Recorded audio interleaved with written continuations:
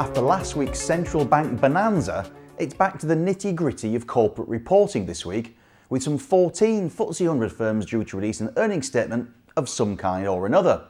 They include Primark owner Associated British Foods and Imperial Brands on Tuesday the 7th of November, house builders Persimmon and Barclay on the 8th, AstraZeneca, Sainsbury and National Grid on the 9th, and finishing off with luxury goods player Burberry on Friday the 10th of November.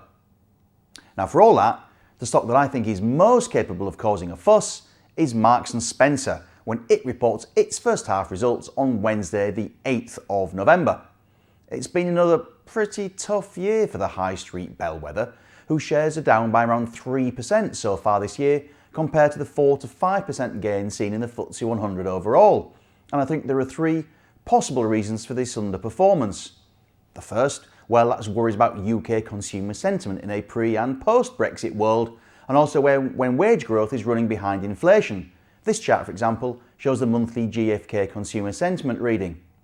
Second, we've got weakness in the pound.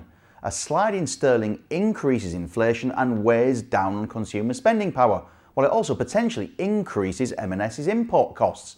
It's a bit of a simplification, but this chart suggests that M&S's shares do well when the pound is rising and less well when it's falling against a trade-weighted basket of currencies, and the same can in fact be said for the UK general retailers sector overall. The third worry, well, that's been frankly that M&S's operating results just haven't been that good. As we can see here, annual underlying pre-tax profits are stuck at around the £600 million mark. Now that figure's hardly a disaster in itself, but the last 2 years' numbers have been littered with supposedly one-off items, while last year saw a big cut in capital investment and marketing spend. In sum, the quantity is disappointed and the quality has been poor. None of this to say that boss Steve Rowe sat around doing nothing. Overseas operations have been closed or rationalised, top-heavy management teams being pruned back at headquarters, pricing points have been cut, clothing ranges overhauled, sub-brands de-emphasised, new food stores opened and underperforming ones closed. In addition, we have a new chairman of the board, retail heavy hitter Archie Norman, and a new head of clothing health and beauty, the former Halfords boss Jill McDonald.